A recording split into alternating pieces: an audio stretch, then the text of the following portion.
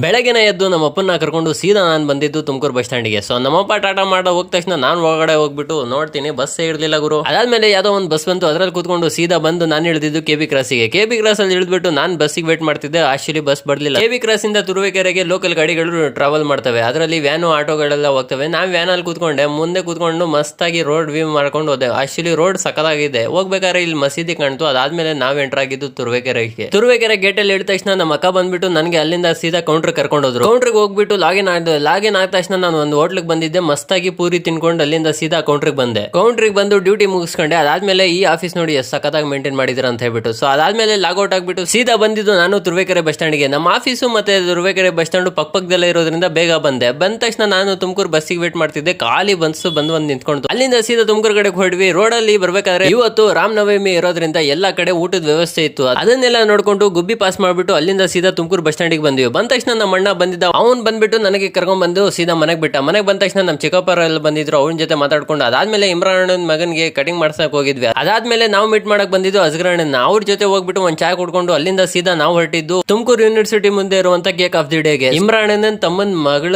Birthday ಇರೋದ್ರಿಂದ ಮೊದಲೇ ವರ್ಷದ ಕೇಕ್ ತಗೊಂಡ್ ಹೋಗೋಣ ಅಂತ ಹೇಳ್ಬಿಟ್ಟು ಇಲ್ಲಿ ಆರ್ಡರ್ ಕೊಟ್ಟಿದ್ವಿ. ಅದನ್ನೆಲ್ಲ ಹೆಸರು ಬಡಿಸ್ಕೊಂಡು ಅಲ್ಲಿಂದ ಸೀದಾ ನಾವು ಮನೆ ಕಡೆಗೆ ಕೇಕ್ ತಗೊಂಡ್ ಹೋದ್ವಿ. ಮನೆ ಬಂದ್ ನೋಡಿದ ತಕ್ಷಣ ನಮ್ಮ ಮಾವರು ಮಸ್ತ ಕಬಾಬ್ ಮಾಡ್ತಾ ಇದ್ರು. ಅದಾದ್ಮೇಲೆ ಸೆಲೆಬ್ರೇಟ್ ಮಾಡಿದ್ವಿ, ಕೇಕ್ ಕಟ್ ಮಾಡೋದು ಎಲ್ಲ ಇತ್ತು. ಅದಾದ್ಮೇಲೆ ಮುಗಿಸ್ಕೊಂಡು ನಾವು ಊಟಕ್ಕೆ ಕೂತ್ಕೊಂಡ್ವಿ. ನಮ್ಮ ಬಾವ ಅವರೇ ಮಸ್ತಾಗಿ ಬಿರಿಯಾನಿ ಎಲ್ಲ ಮಾಡಿದ್ರು. ಅದನ್ನೆಲ್ಲ ತಿನ್ಕೊಂಡು ಅಲ್ಲಿಂದ ಸೀದಾ ಮನೆ ಕಡೆ ಹೊರಡ್ತಾ ಇದ್ರು. ರೋಡಲ್ಲೇ ನಮ್ಮ ಫ್ರೆಂಡ್ ಇನ್ವಿಟೇಷನ್ ಕೊಟ್ಟರು, ಮದುವೆಗೆ ಬನ್ನಿ ಅಂತ ಹೇಳ್ಬಿಟ್ಟು ಅದನ್ನ ತಗೊಂಡು ಸೀದಾ ಮನೆಗೆ ಬಂದೆ.